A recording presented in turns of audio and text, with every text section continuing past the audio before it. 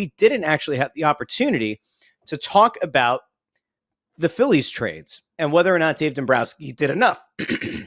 Now, I have to be fair here, right?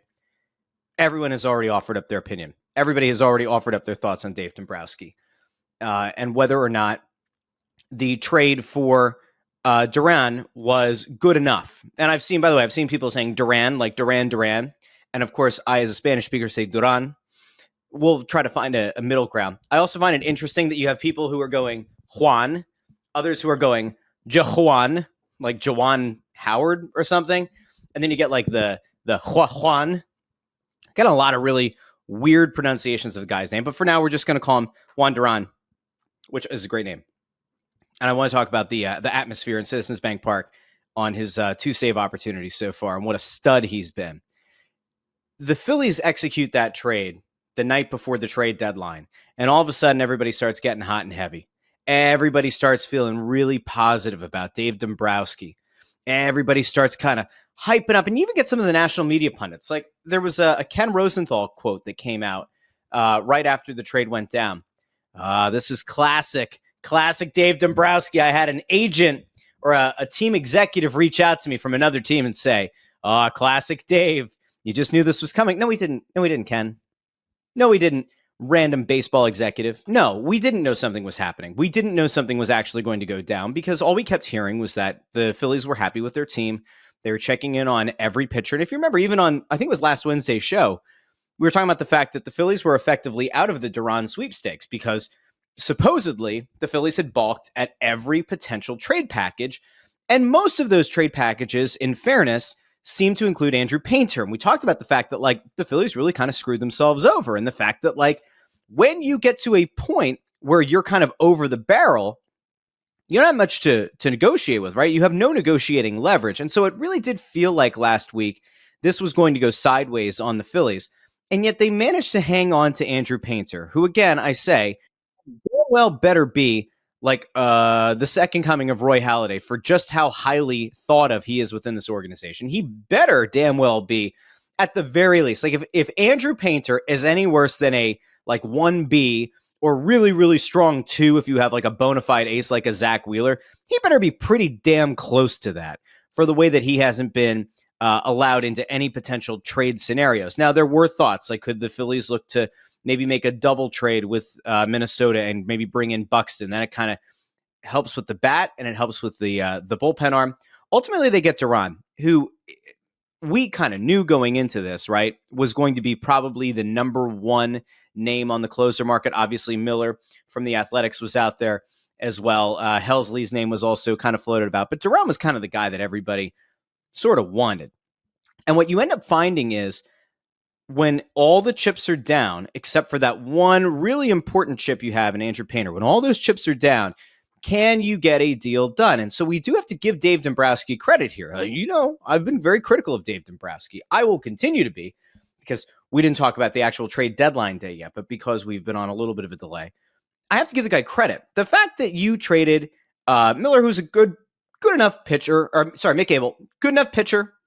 You traded a catcher who's playing in single A, who some believe has a potential power bat, really good arm behind the plate. That's all great.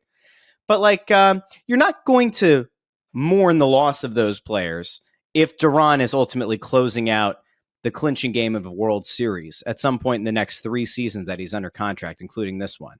And so the Phillies did an exceptional job of getting value and getting a player that I don't think anyone really thought they'd be able to get without Painter. So kudos to the Phillies on that. But where things got really tenuous was on trade deadline day, because then you have this moment where there's kind of like, if you're Dombrowski, right? Dombrowski clearly kind of like flopped it out on the table, right? That was his thing. This was his big move. This was his big balls move, right? And in some ways, it may have actually put more pressure and scrutiny on himself in the front office, because when you go into the day before the deadline and you get this exceptional closer and you didn't have to trade Andrew Painter and you didn't have to trade Justin Crawford, then all of a sudden the thought is, oh shit, maybe the reason they didn't trade those guys is because they're going to be part of the deal for the bat. And so you had Suarez's name was out there. You had the name Luis Robert was out there. And interestingly enough, I think it was Nightingale the next day said that the White Sox practically begged the Phillies to take him, and they said no, which seems weird. Stephen Kwan's name was out there. I still think that Kwan, while he doesn't give you the power, just the fact that he's a low strikeout guy who can get on base, who's a different kind of hitter, probably would have helped this lineup a lot. They ultimately go out and they get Harrison Bader. And to me, like, it doesn't move the needle. And if Bader is anything better than a Max Kepler, then I guess it's an okay enough move. Certainly a better defensive outfielder than they were currently rolling with. So that's good.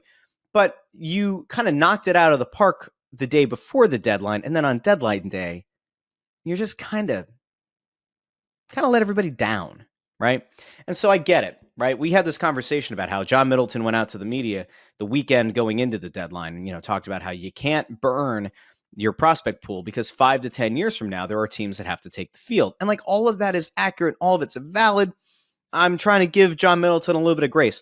But when you nailed it on the bullpen front and then the bat is, woefully underwhelming, that's a problem. And so I don't know ultimately what Harrison Bader is going to be. I'm not going to sit here and try to tell you that like Harrison Bader is going to be the greatest thing ever. But like there were enough metrics where you go, all right, he's the second best, was it on base slugging, home runs of any outfielder, right, on the Phillies. So like, it's not the worst signing. It's not the worst trade.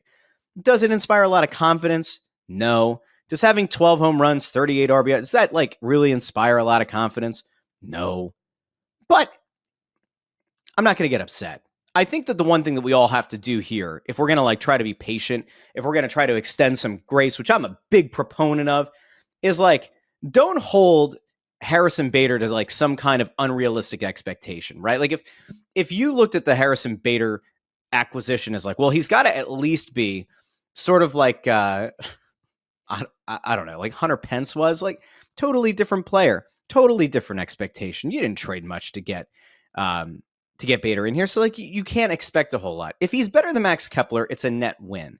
It doesn't excuse the fact that Kepler was a terrible signing. It doesn't excuse the fact that Dombrowski really did screw up with the acquisition of a bat in the offseason and not get it done and did put himself in a bad position here at the deadline. But you can't hold it against Bader. Now, Bader goes out there and like falls on his face and is like an O for the next 15 games. Well, then sure, yeah. If he makes a bunch of dumbass moves in the outfield, takes some bad, paths to balls, and ultimately like maybe makes some dumb base running errors like we saw Jazz Chisholm do with the Yankees the other night. All right, fine. Like then you crucify the guy. But for now, let him go. See what he does. I just don't think it's going to be a lot, right? Don't expect a lot. Anything that he provides you that's better than Max Kepler or is better than what the Phillies thought they were going to get from Max Kepler last offseason, that's all to me like found money. That's all stuff that you just kind of look at and you say, this is a net positive for the team. And again, you can go after Dombrowski at the end of the season. You could do it now. You could do it whenever. If the Phillies ultimately get to a World Series and win, it is going to be because it was done on the backs of Bryce Harper, Kyle Schwarber, JT Realmuto, to some extent, Nick Castellanos, Trey Turner. If those 5 guys are performing at an even relatively high enough level going into the playoffs and then through them, you should be able to get to a World Series, especially with the pitching staff that you have. And the fact that you now have this bona fide stud in Duran, who, watching him pitch, is this weird combination of, you could say that there's a little bit of the Billy Wagner velocity, right? Remember when Billy Wagner got acquired and everybody booed Billy Wagner when he didn't hit 100 on the gun? You remember that? There's like the exciting aspect of watching Duran go out and throw like 100, 102, finished the game last night with a 103 mile per hour pitch. In his first game, it was like 4 pitches to get a save. He threw like a 98 mile per hour splitter. Like, what the hell are we doing here, right? So there's like an electricity to him. There's the velocity of a Wagner. There's the showmanship to some extent of like Papelbon when he was good, which make of that what you will. And there's a steadiness to him that reminds me a lot of that perfect season Brad Lidge. So if you put those 3 elements together, velocity of Wagner, showmanship of Papelbon, and the steadiness of Brad Lidge, you have a bona fide stud at the back end of your bullpen and a guy that you can hand the ball to in virtually any 9th inning situation and feel like, you know what? we have this one in the bag. Now our staff just has to get through 8. And it just so happens that last night, that's exactly what Christopher Sanchez did. And it's funny because he was at sub 90 pitches, and you go, all right, well, do you let him go out there and finish a complete game? Or do you go to Duran on Sunday Night Baseball, have the showmanship, right? Have the incredible entrance, right? What do you do? And I kept thinking to myself, like, on one hand, you want to give Christopher Sanchez the option, right? You want to give him the ability to go out and finish the complete game. And at the same time, I'm sitting there going, no, I actually think the less innings you have to put on some of these guys, especially with your eyes on the postseason, you don't want to overwork the guys that you think are ultimately going to be in your rotation in the postseason. That's your Wheeler, Sanchez. You would think really good chance Suarez. If not Suarez, maybe they get Aaron Nola back and they feel really good about Aaron Nola and having a righty to go to, maybe. And then everything else really doesn't matter at that point. But I sat there and I was like, you know what? If you can have Christopher Sanchez like come out of this game, sub 90 pitches, that's fine, because now you have Duran. If they had pulled him and put in like Jordan Romano, right? If they hadn't gotten Duran and you put Romano out there and he like blows it, because of course he would have, then you're like ready to like have Rob Thompson's head on a pike, like, Game of Thrones style, right? Like Ned Stark outside of King's Landing or whatever. Like, there's such a difference in how Rob Thompson's going to be able to manage games and be able to manage his bullpen, knowing, all right, if nothing else, I know that 9th inning is sound. I know that what I need to go to in the 9th inning is going to get the job done. And there is something about that has to give this Phillies team hope. Remember, prior to, was it 2 days before the deadline, right? We did the show. We did the show last Wednesday or whatever. It was before the Duran trade. And we talked about the fact that I think it was Jason Stark had gone on the radio and said there are going to be, it was Jim Salisbury maybe, saying that there are going to be a lot of really disappointed veterans in the locker room if a deal isn't made for an impact player. And then the Phillies go out and they get Duran. That's their impact guy. Now, again, I don't exactly love what they did with the outfield. I don't have high expectations for Bader. Also seems interesting to me that, like, after the deadline passes, you get Dombrowski coming out saying, like, oh, I think that Crawford's going to be an everyday player. However, like, I don't know if he's going to be able to get enough reps here at the major league level for it to work. Like, that to me is also kind of weird. Don't exactly love it, but it's fine. What all of this has ultimately meant for the Phillies, though, is they have a legitimate guy to go to at the end of games. And if you're going to compete in October, you need that guy. It's funny. I took the family a week ago to go see the series finale of Phillies Yankees. And so I've kind of like honed in a little bit more on like what's going on with the Yankees as well, because everyone knows they have a shitty bullpen. Everyone knows they play bad defensive baseball. Everybody knows they make blunders on the base paths.